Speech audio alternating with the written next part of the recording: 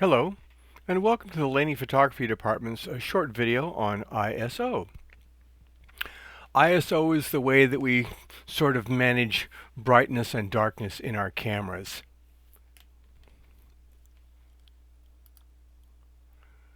We started using ASA to indicate film sensitivity. Films were created in a different way to respond to different amounts of light, and so we would look for a particular ASA to be sensitive to the light that we were using in a particular situation. We've evolved away from film and into digital capture, where we use something called ISO.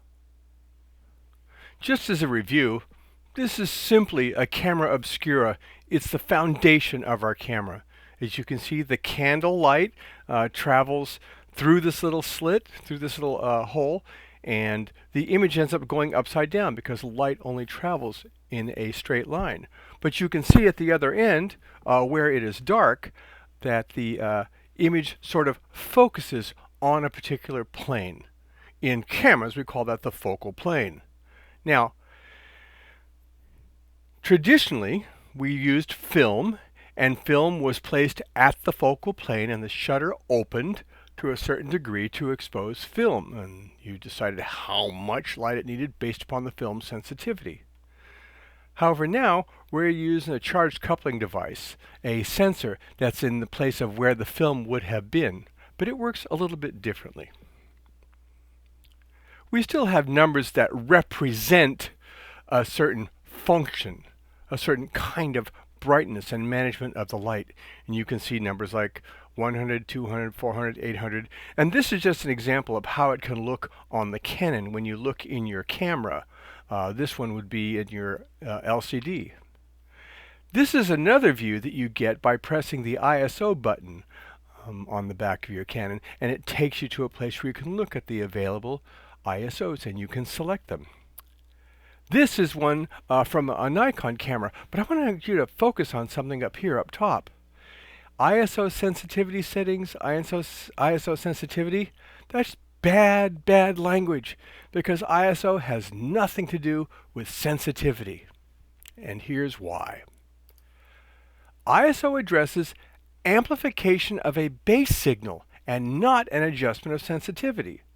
Sensitivity was for a film that was brewed to a certain level to respond to certain kinds of light. ISO takes a base signal and amplifies it, much like a radio. So here we have a base signal is probably about ISO 100 or even 80. And what your computer in your camera does is it takes that signal and it amplifies it. It has nothing to do with sensitivity. It has to do with amplification. Here it is, amplified here, amplified here, amplified here, amplified here, and you can see that it tends to get brighter. It's not sensitivity, it's amplification.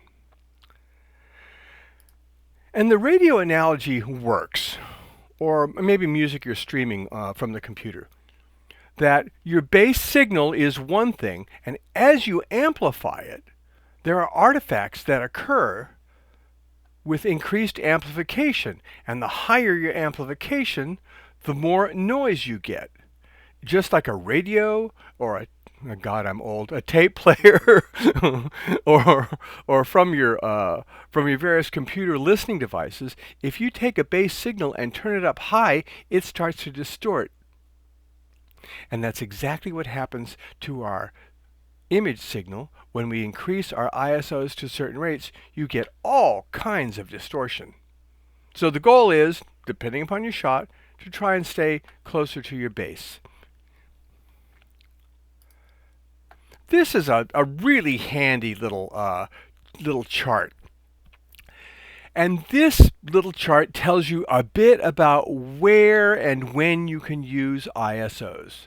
You see the yellow portion is like full sun or lots of sun, or right by a window on a sunny day. You can use the lower ISOs. As you start getting into the shade or into overcast, you have to use more middle ISOs. If you start that sun starts to go down, or you're ways from a window, or you're a lot away from the window, or it's in the evening or inside a dark room where there's a little light source like a theater or a school production, or in your living room, you have to use really more extreme ISOs. Our ISOs go up to 6400 and even higher now.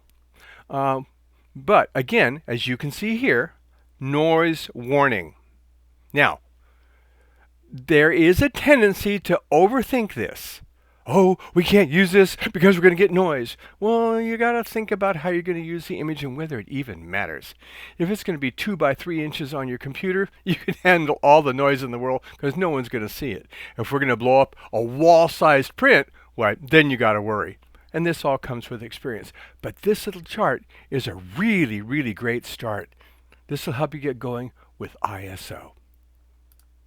Thank you for your kind attention.